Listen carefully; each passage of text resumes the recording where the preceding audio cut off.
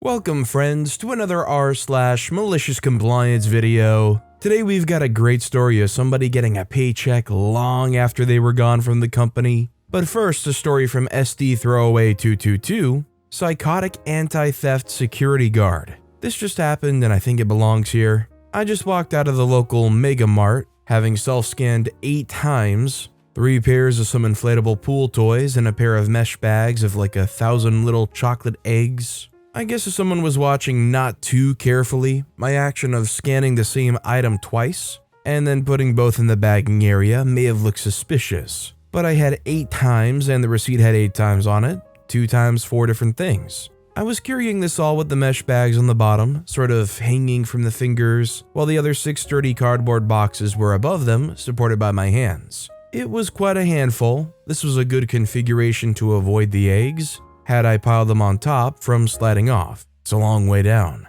I'd taken only a few steps out of the store when some psycho yellow-vested jerk comes running after me. "Sir, stop!"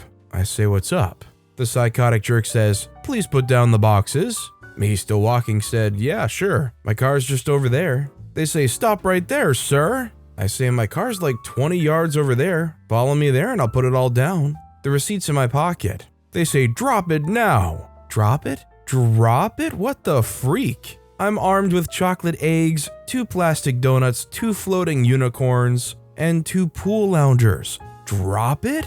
You know what? Sure. Staring at this fool in the face, I dropped it all from exactly where I was holding them, giving a gentle tug to the mesh of the eggs, hoping it'd break. It did. And all of this crap went slamming into the ground. The 6 box smashing some of the eggs, while all the rest scattered all over the place, and many starting instantly melting in the 500-degree heat. Seagulls appeared out of nowhere. I gingerly pulled out the receipt and showed it to him, picked up my crap and walked to my car. But I took a picture of it, and might send a description of what happened to the store management. Maybe they'll care. But I told the guy, "Hey, you better take care of getting that cleaned up. There may be dogs around, and that's not good for them. Come on, man, hurry up. You're so good at keeping it locked down. Get on it." I'm out $15.99 or whatever the eggs were, but I couldn't care less. If you were in an OP situation, would you demand a replacement right then and there? I mean, although I think OP probably would be pretty justified for asking for one,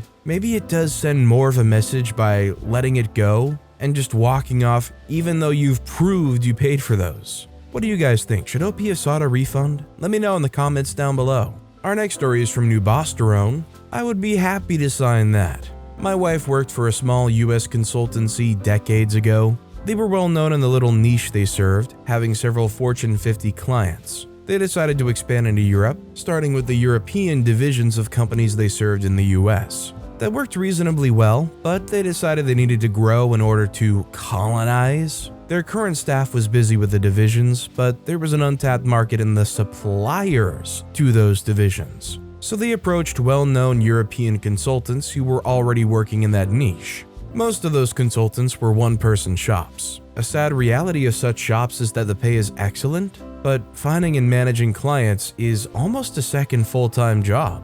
The consultancy was paranoid about consultants poaching their clients. So paranoid, in fact, that their business cards were light ink on a dark background on both sides. That was supposed to prevent the consultants from writing their personal phone numbers on the back of the card and bypassing the consultancy. The consultancy scored a minor coup when it recruited a well-known British consultant. As they sealed the deal, they casually mentioned that they required a stringent non-compete contract with a 1-year term. The consultant balked, they negotiated, and he finally said, "Okay, send me a copy, I'll have my solicitor read it." After that, he signed and joined the firm. They brought him to the US, put him through their train the trainer training, gave him their official materials, and sent him back to the UK. By all accounts, he was doing a good job, but after a couple of years, he got tired of the job. He was getting all the supplier training and consulting in little backwater towns all over Europe.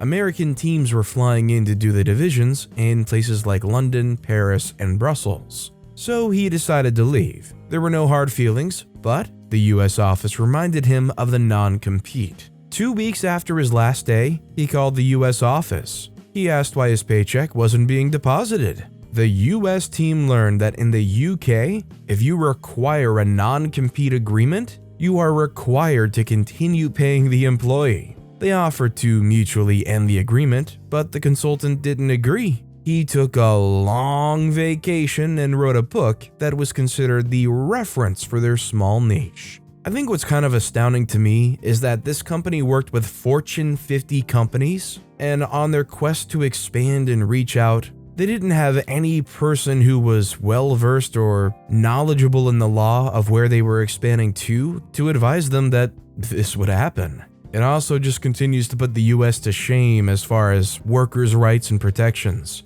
By the way, if you're enjoying these stories, make sure to hit those like and subscribe buttons down below so you never miss any of my daily videos. Our next story is from Odd Translator 5871, Senior NCO and Drill and Ceremony. This happened in 2006 at Fort Leonard Wood, Missouri, at Advanced School for CBRN. I was nominated to be the class leader for a week. It's common to be put in the position to show leadership skills. I bet my buddies I would be fired in 2 or less days. So we had this new instructor that was from the school that thought everything had to be done exactly how he wanted. Well, the issue with that is a lot of the students were in the same table as him, including date of rank. I was actually senior to him by date of rank, position, instructor qualified, etc., etc. Best of the commandment of the school and I were friends outside of the schoolhouse. Second day of me being the class leader, he came to the class and said drill and ceremony will be conducted at every formation. Chow Hall was about 150 feet away. Instead of just dismissing them and sending them to chow and telling them what time we all have to be back in class, like I had been doing, he wanted us to act like privates. We were all E6 to E7s, so here it comes. So I formed everyone up and then sent them to chow and then had them form back up for back to class. That is drill and ceremony, the manual says so.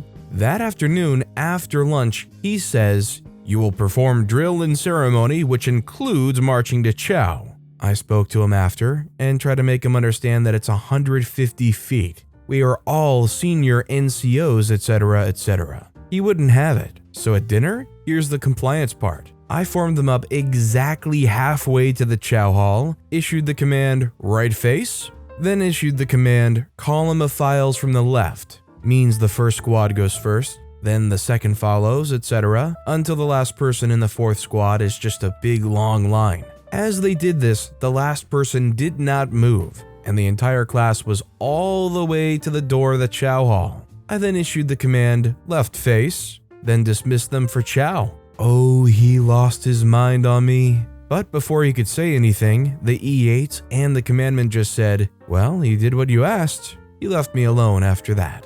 I mean, basically somebody strolled in here who didn't even really outrank most of anybody in this class and wanted them to do some unnecessary, by-the-book, weird formations. So basically what OP did here was have a bunch of people who ranked honestly higher than this person do some unnecessary formation stuff, have all these people lined up, totally block and congest whatever pathway they have there, and basically show them how ridiculous it is for them to do this considering it's only 150 feet, let alone the fact that they're senior NCOs, which means they shouldn't be doing that anyways because the formation stuff is for the lower ranks or inexperienced people. Basically a guy walking around with big man syndrome.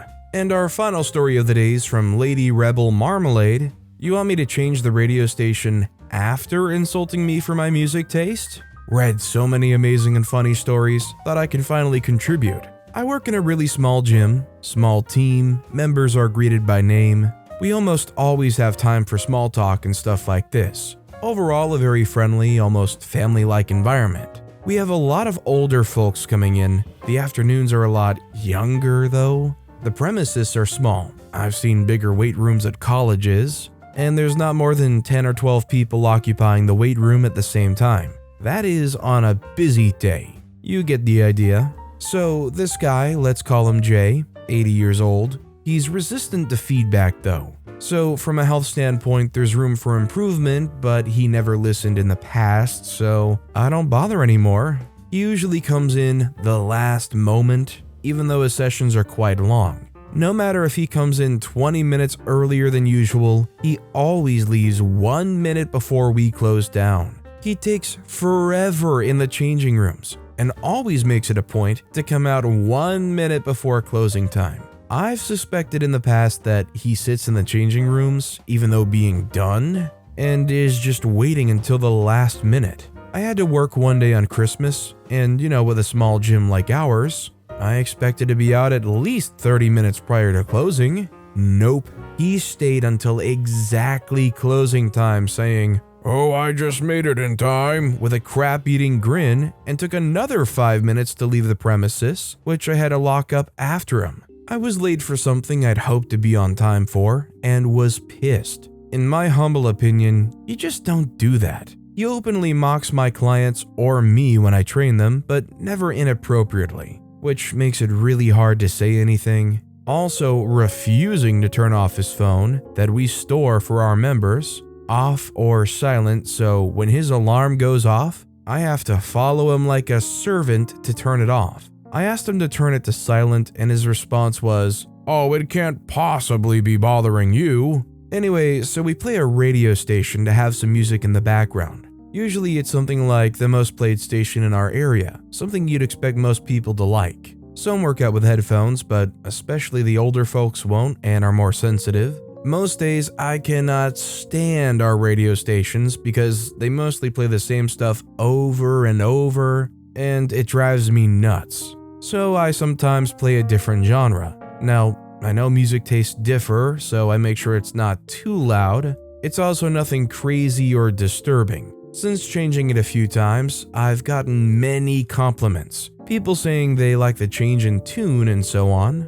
Jay in a rude tone says, "Hey OP, I have a question for you. Do you like the music that's being played at the moment?" I say no, I actually have a habit of changing the station to something I don't enjoy. Of course I do like it. He says, "Oh, someone can possibly like this kind of music?" I say yes, actually they can. He says, "But you don't have to play it here. I can imagine people don't like it. It's not appropriate and it makes me quite aggressive." I say, "Well, I know that tastes vary, but so far I've gotten nothing but positive feedback. You're the first person to actually complain." He says, I can't imagine I am," and walks off. In the meantime, I hear him bother the other 3 people to ask if they like the music and if they'd like the station changed. He finds one person that is indifferent to the music being played, but would like a station change nevertheless. So he walks up to me again. "OP, so I found this guy and we agree, the station should be changed.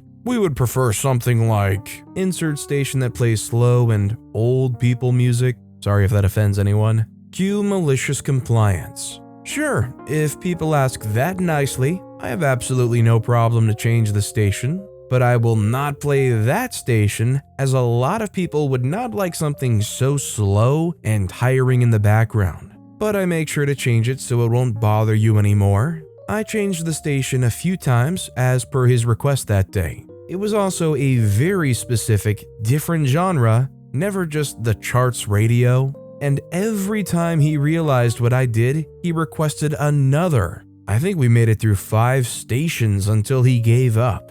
After this, his phone went off once again, and I told him this time to turn it off. He said the same thing I mentioned. I said, "Well, it makes me quite aggressive," followed by, "If it's not turned to silent, I will not store it for you anymore. I am not your secretary."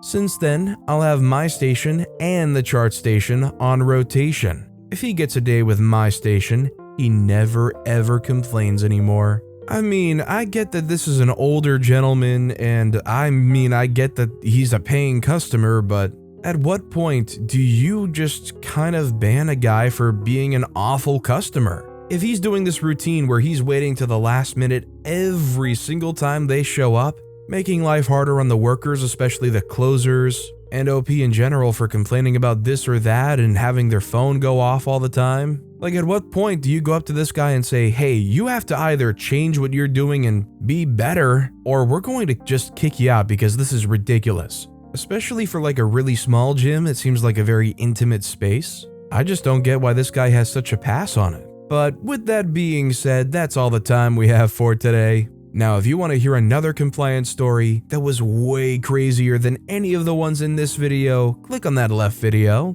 Or if you missed my latest video, check out the one on the right. That said, I'll see you all next time with some more stories.